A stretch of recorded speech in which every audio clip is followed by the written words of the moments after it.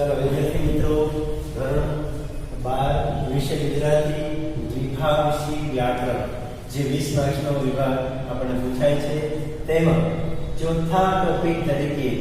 તમને તળપદા શબ્દો પૂછાવાના છે જેનો આપણે શિષ્ટ રૂપ આપવાનું છે જે તમારા પેપરના પ્રશ્નોનો ક્રમાંક હશે 40 થી 41 એટલે 40 અને 41 એ બે પ્રશ્નો હશે તળપદા શબ્દો લખેલા હશે પેપરમાં એના સામે આપણે શિષ્ટ રૂપ લખવાનું છે જેનો ગુણ 1 પ્રત્યેકનો અડધો ગુણ એ રીતે એની સૂચના હશે નીચેના તળપદા શબ્દોના ભાષાના માન્ય અર્થ લખો જે આપણી માન્ય ભાષા ગુજરાતી છે જે લિખિત સ્વરૂપે છે તો એમાં જે અર્થો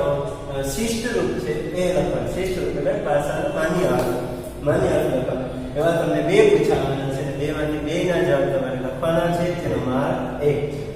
જોઈએ દાખલા તરીકે તમને પૂછાય 40મો પ્રશ્ન તરીકે શબ્દ ઇસ્ત્રી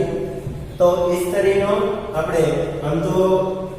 આ તળપદા શબ્દો છે ને આમ તો ગ્રામીણ બોલીમાં વપરાતા જ હોય છે પ્રાદેશિક ભાષાના શબ્દો કહેવાય જેને ગ્રામીણ બોલીમાં બોલાતા શબ્દો તો આને કહેવાય તળપદા શબ્દો પણ જ્યારે આપણે લખીએ છીએ ત્યારે એને શિષ્ટ ભાષામાં લખીએ છીએ ગુજરાતી એનો માન્ય અર્થ હોય એ રીતે લખીએ છીએ તો ઇસ્ત્રીને કહેવાય સ્ત્રી બરાબર આ રીતે સામે જવાબ લખી દો પછી બીજો શબ્દ છે ઓણ એટલે આ સાલ આ વરસ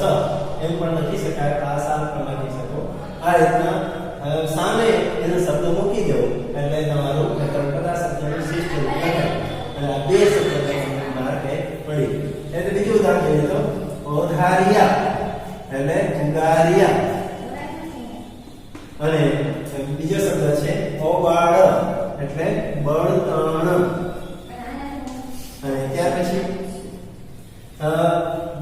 દાખલા તરીકે ઉદાહરણ જોઈએ તો આય એટલે અહીં અને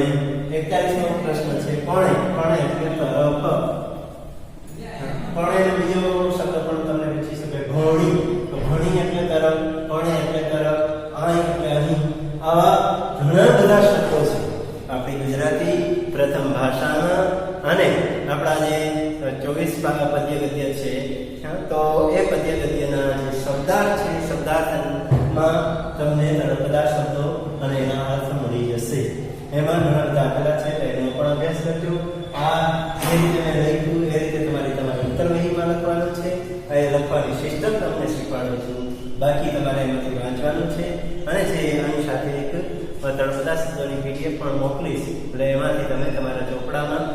તમારો ચોથો ટોપિક તળપદા શબ્દો લખી લેજો વાંચી લેજો બરાબર યાદ કરી લેજો અને પરીક્ષામાં તે તૈયાર કરી લેજો